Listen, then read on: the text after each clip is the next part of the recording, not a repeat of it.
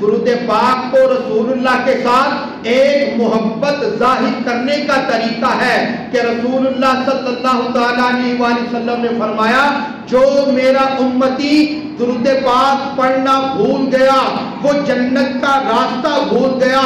رسول اللہ صلی اللہ تعالیٰ علیہ وآلہ وسلم نے فرمایا جو میرا امتی ایک مرتبہ مجھ پر درود پاک پڑھتا ہے اللہ تعالیٰ اس کے 10 گناہ معاف فرماتا ہے، اس پر 10 رحمتیں نازل ہوتی ہیں، رب کریم اس کے 10 درجات کو بلند فرما دیتا۔ سبحان اللہ۔ میرے عزیز دوستو درود پاک کی ایک آخری بات سماعت کیجئے اور میں اپنی بات کو سمیٹتا ہوں۔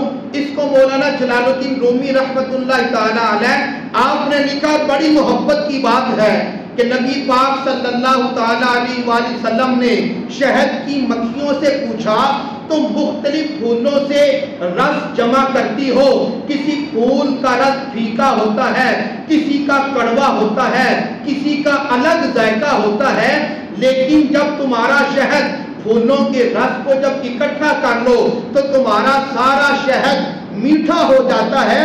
شہد کے اندر مٹھاس کس وجہ سے آتی ہے؟ تو وہ جو شہد کی مکھیاں ہیں نا انہوں نے آگے سے جواب دیا کہ جب ہم کسی پھول سے رس کو اکٹھا کرتی ہیں، کسی پھول سے رس حاصل کرتی ہیں تو اپنے چھتے تک پہنچتے پہنچتے ہم اپنے آقا پر درود پاک پڑھتی رہتی ہیں۔